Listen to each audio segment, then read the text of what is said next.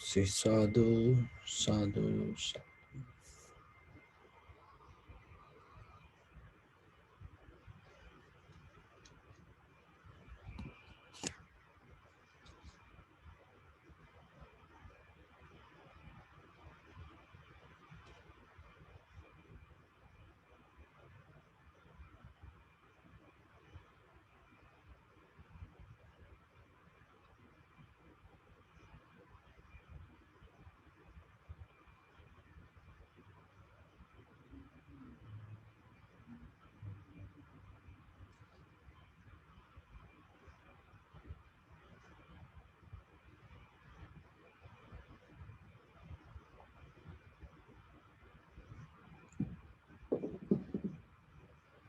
So, dear Dharma friends,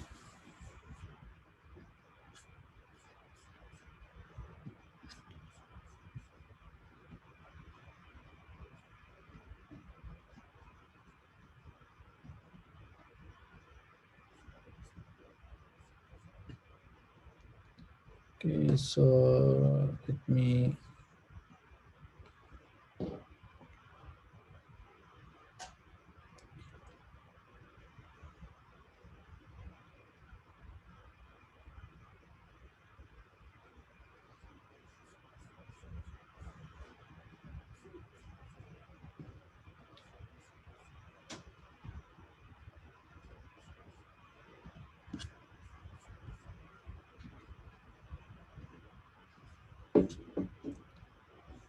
So, dear Dharma friends, when come to this kind of practice, that we try to work with our mind. So, working with the mind and working always when you work with something, it's kind of like a science. So, there are when it comes to science, science means the wisdom.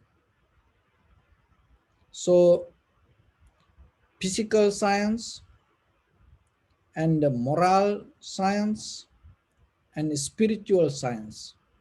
So, like that, there are the physical and mental, the both way this science interfering. Science is not just only this machines and technology. It is a one part of the science. And when it comes to this mind and matter, or the body and mind, this all the methods that we use to bring the best out of our life. So that is called, it's kind of like efficient. That is the main purpose of developing these machines and technology physically. Make it more efficient. And you, with the the minimum effort, you get the maximum result. So, and when it comes to the moral science and the spiritual science, also the same.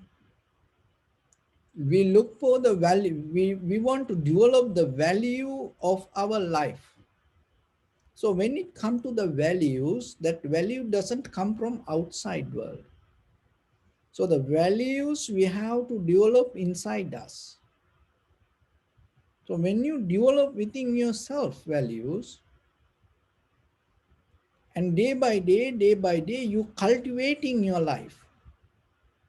So the meditation is a way you develop your mind, expand your mind to use it to the highest. And you use it to the highest, and at the same time, without too much effort, you gain the best result out of it. So that is why we call it, in tranquility meditation, you make it usable. So when you make it usable, means when you make your mind usable, you make it efficient. So once the mind become more efficient, that the best result out of it, what you can gain, you recognize how things come to be as they are. So that is the vipassana level of experience. So when we develop this way, when it come to the spiritual science, to develop your moral values, there are few things that you have to work with you. That what is that is mainly we have very kind of like arrogant nature. It's a kind of like the oil, crow oil, when it come and it refine. So once it refine, it make it more usable. So our life also, our mind also like that. In the crow level, you cannot sometimes use your ideas or the thoughts or the emotions or the actions. You have to refine the life. Unrefined life make it more disturbed, unhappy, sadness, worry, disappointment, fear to themselves and also to others. So when you refine the life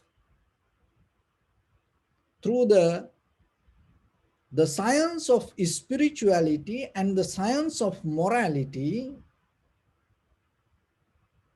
and your itself, your life become more efficient, and at the same time it become more profitable.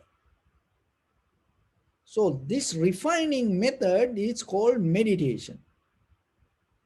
Now you make it, you become, I think it make more clear for you. So meditation is not just you were sitting and closing your eyes and you just doing nothing. And it's not a meditation. So deeply you purify yourself. How you can purify this? Rather than traveling to past and the future, and uplifting your mental formations or the sanskara or the defilements, you just come to the present moment. When you are in the present moment, the mind start to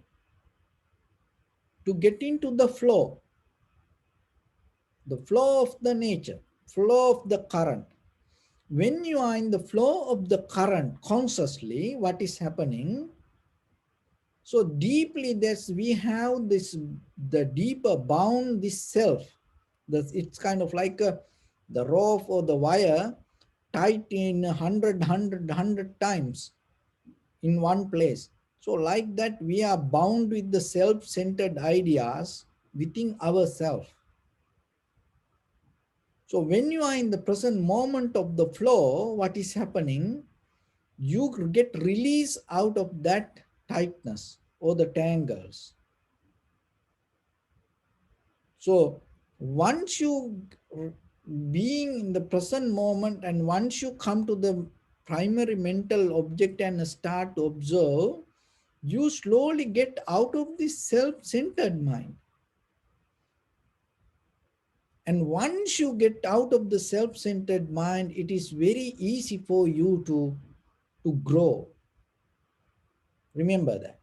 When you become more self-centered, it makes you more comfortable for the moment, but it doesn't allow you to grow. So then in tranquility meditation, one thing is make it more usable, and at the same time, it allows you to grow. So when you refine this way, when you kind of like develop yourself, there are few that unrefined nature within ourselves that we have challenge. In Sanskrit, it is called mother. Mother means undigested energy. And the mother is another way means very arrogant character, the mindset. So this is one thing that we have to refine, clean ourselves. So when it comes to that, this mother is that you have to Dharma. The mother is this arrogant nature. Dharma means make it more discipline. Disciplines of self energy is called Dharma. So you have the mother. The mother means unrefined energy, or mother means undigested energy, or the arrogant nature. And you have to make it Dhamma. Dhamma means discipline of self energy. So to make it Dhamma, this mother, it itself doesn't come to the Dhamma. You have to transform it. So this is a science. So that is why it's a kind of like a moral science or the spiritual science. You have to know this. Because mostly when something is that bad, when something is difficult, the mostly we reject it, we resist it. But there are some people, they know how to use that things for something good. As example, poison. See, there are some scientists, they know how to use the poison and make some medicine and make it more valuable. And in the ancient time, so that we heard there are some people, they used to get work from demons.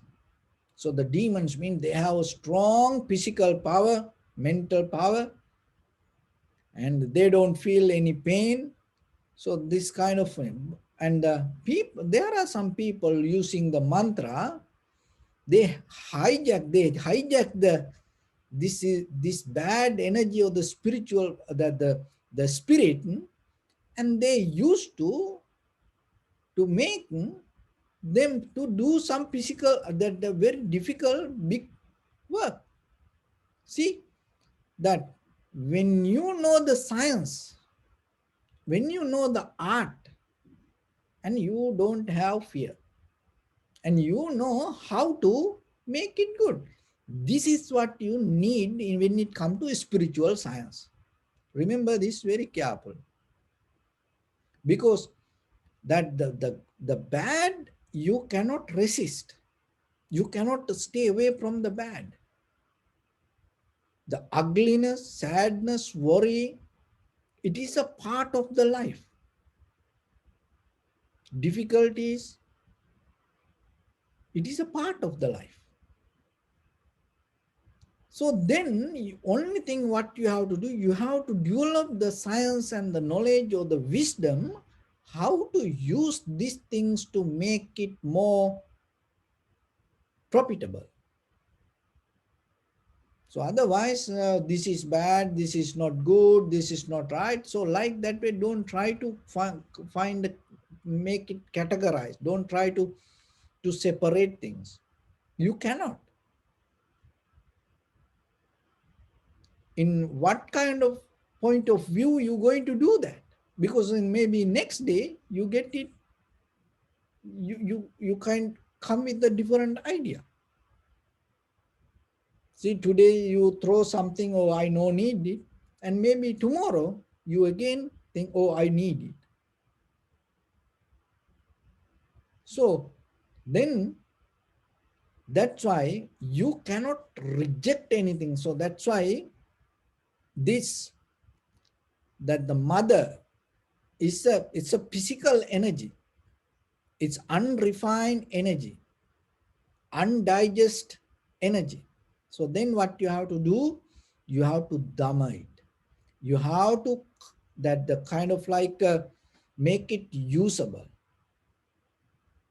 How you can do it? To do that, you have to know the dharma. Dharma is the method that this unrefined energy make it usable. That is what called dharma. So if you don't know the dharma, that it is very difficult for you. Still you can have a life according to conventional knowledge, but that doesn't mean you become independent, because you always go with that and then you become a debtor to that knowledge. So the practicing dharma is one way you gain the freedom and you gain the wisdom to maintain yourself. So now you have the unrefined energy, mother, and then you make it dhamma, that means discipline, self energy. For that you need the dharma. So the dharma means pure knowledge, pure wisdom. And so once you have it, once you make it that through in your day-to-day life, the what is happening, you gain the certain qualities. That one is abhaya. So the abhaya means fearless. Fearless for what? Especially the fearless for unrefined energy. This is very important. Dark energy. That very dangerous things. You don't afraid for that. For even for mostly ourselves, what we the way that we behave, mostly that we become fearful for things and we stay away from that. But when you develop the science of spirituality, there's nothing that you stay away from like that. There's no fear in you. You don't develop it. So how you can develop this abhaya? Knowingly. When you know, when you become clear what happening, the fear disappear. If you don't know, when wherever the unclear, that is where the fear arises.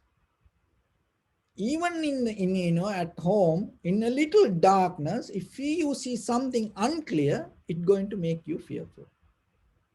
Even in mind, in the past or the future in life, if there is something unclear, it make you fearful.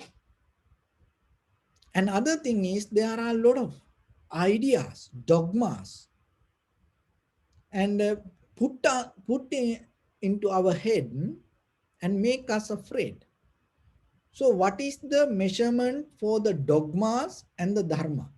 How you can know this is a dogma or this is a dharma? So the dogmas is kind of like ideas, and you can it came no idea from where it came, but still we just keep holding to it. So the very method of the dogma, it make you fearful, and it has no capacity to argue. You cannot question the dogmas. If you try to question the dogmas, they get so mad. So then any person carry the dogmas, not allow you to question or argue. But the beauty of the dharma, it always make you to come to argument, or it try to make you question. So that is the very different of the dogmas and the dharma. So remember that. If anybody, it doesn't matter the monks or the any guru or had, if they get panic when you question, if they get mad, or if they make you afraid to question it, remember, that's mean they are in dogmas. But anybody come to Dharma, if you look at the history of the Buddha's dispensation, that most of the enlightened masters came out of questioning, even during the Buddha's time. If you look at the Tripitaka, the entire Tripitaka, it's kind of like a conversation. It's everywhere, the conversation. People came to Buddha with the questions. And the Buddha more happily welcome any question, any debate. Why? Because the Dharma, there's nothing to hide. And the Dharma, if it is true, it finally you're going to see it. So somehow that what is happening when you become very clear, the fear disappear. So that is the beauty of the Dharma. So it called abhaya. When you have the abhaya, means you don't get anything as a bad or the the kind of like a dark energy. You don't take it like that way. You don't separate the good from bad. It is a different kind of science. So as example, this virus nowadays all over the world. So remember, if there is a scientist, so the people afraid and they wash the hands and they wash the cloth and put the mask and they afraid for that. But if the scientist is afraid for the virus, what will happen? Who going to find out the solution for this? No, there are scientists, they grow this virus inside their laboratories. They don't afraid for this. Why? Because they know what it is and they know the science and they know what to do. So like that in life also, why we afraid for the bad? Because we don't know the science of morale, science of spirituality. Then we are afraid for that. So when you yourself always remember, don't be afraid for something, because the fear always take you to something similar to that nature. The fear always take you to ignorance. Even for children, don't push them to learn and making them afraid about life. Oh, if you don't learn, you're going to fail and you're going to have this that difficult. So like that, you have to encourage them. But if you make them fearful, and sometimes they come with the very next thing, what happened? Ignorance. There was a cat. This cat doesn't catch mouse, and there are some mouse going here and there, but this cat doesn't make any move. So then the master did, took a stick, and when the mouse run, the master start to hit the cat and throw the cat towards the rat, and then the cat go and catch the rat. Oh, the master became so happy. Oh, my cat now is very good. And then this became a habit, kind of like. And then wherever the rat go, when the cat see that rat, and also when it see the master, and then it run and catch the mouse. And one day there was a friend came, and there he was sitting, and then he saw there was a mouse run in front of the cat, but the cat was sitting so silent. And then his friend came and the master came and sat next to him, and then they discussing the rat again ran back. Then again the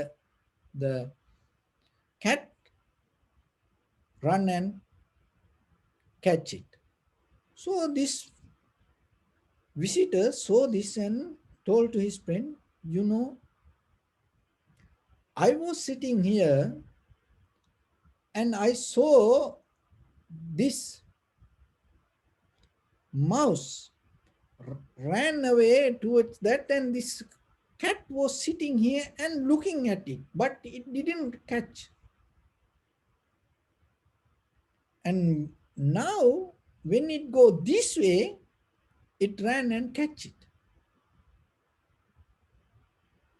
And so the master told, it's about, oh, you know, my cat is so good and it can, you know, it always catch the rats.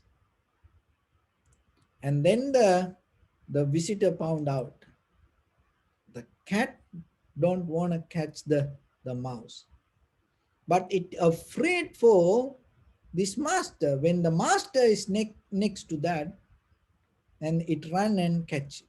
So that means always the fear. Otherwise, not the cat really want to catch it. No, the cat afraid for the master and then go and catch it. But the master thought, oh, my cat is so good. So these kind of things happening to our entire humanity. Because we have ideas and in day-to-day life, in family-wise, even in the socially, culturally, ethically, that we develop ideas. Even the spiritual, we develop ideas, name of the spirituality. We should not do this. We should do this. Oh, if you do this, this is good. So like that, we develop ideas. And people really have no idea what it is. But when it comes to society, when it comes to family, when it comes to culture, so people do it because of the fear. Otherwise, when they are alone, they are completely opposite and different people. So then yourself, remember when you're parenting, especially for children, don't make them fearful for things. Why? Because it grows the ignorance. So you have to make them develop the abhaya inside. How the abhaya arises, fearlessness, it arises when the clarity arises there. When the clarity is there, the fear is disappear. So now that the refined nature, you transform this mother to Dharma through the Dharma. When the mother go through the Dharma, it become Dhamma. So when it become Dhamma, you are naturally, your mind itself become fearless. When it come to fearless, as a result of that, there is something arise in it, it called jnana. Jnana means wisdom. There is no jnana can arise. There is no wisdom can arise in a fearful mind. So now you know the method, how it go. There is no way. It's like in a tile floor that you put some seed. There is no way in a fearful mind the wisdom going to arise. So when the abhaya, when the mind come out of the fear, it become fearless. That is where the jnana or the wisdom arise. So when the wisdom arise, as a result of that, you gain the dhyana. So the dhyana means high mental powers or the absorption. So then you have to come to fearless mind, and that's mean that you have to have the clarity, and out of that clarity you gain the fearless mind, and as a result of that you have the wisdom. As a result of that, what is happening, you gain the dhyana. So dhyana means it's kind of like the fulfillment. So as example, it come to the maximum level of work. So it come to the maximum level of usable. That is the nature of the dhyana, because half sleep mind cannot attain to dhyana. So the dhyana means it's kind of like a 100% mind come to activation. That is the nature of the dhyana. So once the mind come to the 100% of activation, what happening? It has power to go beyond the senses. So otherwise it's always depending from the senses. So once the mind has ability to go beyond the senses, that is where you develop the vipassana knowledge, or the vipassana wisdom, or the vipassana jnana. So, but without developing that much, you cannot just attend to vipassana. So it is a process. Before the Buddha, all the rishis, enlightened masters, everybody come only till the dhyana. That is the path they came. They had the mother, that unrefined energy, and undigested energy. So then through the dharma, that's mean the science of morality and the science of spirituality, they refine it through the dharma. They refine it, and it it came to dhamma. Dhamma means discipline of self energy. And once it come to that, you gain the abhaya. That's mean you become fearless. When the mind become fearless, it come to a point jnana. That's mean that is where the wisdom arise. When the wisdom become fulfill to 100% of your mind, you achieve to the dhyana. Dhyana means high mental powers. That's mean the the absorption, the 100% activation of your mind. And once you come to that, what happening? Whatever come to your eye, ear, nose, tongue, body, mind as perception, and you able to go beyond that and recognize form, feeling, sensation, recognition, and you recognize this all, and you able to understand how the mechanism happening. So this is the kind of like a path that you have to develop. It is you have to do by yourself. That is the most important thing, and you have to do it by yourself. And when you start that, you have to take the life that what you have. You should not take something from outside, or you should not wait till, oh, I want to become like that way to do this. No, this is the moment you have to do. So whatever the life that you have, and start to transform it, start to go towards that the wisdom, and refine yourself, because you have to have the self interest inside you to do this. That is the most important part. That is the beginning of the science. If there is no self interest, it never going to work. So then start yourself, and think yourself, and find a path yourself to develop your life moment by moment. It doesn't matter whatever the life you have, it doesn't matter who you are, it doesn't matter whatever the point that you think, that is the opportunity that you have. So don't don't reject any situations, and you, whatever the situation come, try to make it usable. When you develop that quality, your mind becomes so beautiful, your life becomes so beautiful. Deeper inside you, you find the real nature and the real power and the real quality of the human being. So that is this is the kind of like the path that you have to develop through this practice. So practicing meditation means we develop this path inside us. Okay, so I hope this will help for you to clear your path and you understand how and where we go and how this is happening within ourselves. So with that, I bless upon everyone with this good practice. May all of you be well, happy, and peaceful. May no harm come to you. May no difficulties come to you. May no problems come to you. May you also have the patience, courage, understanding, and determination to meet and overcome inevitable difficulties in your life. During this time period, may everyone stay healthy and safe.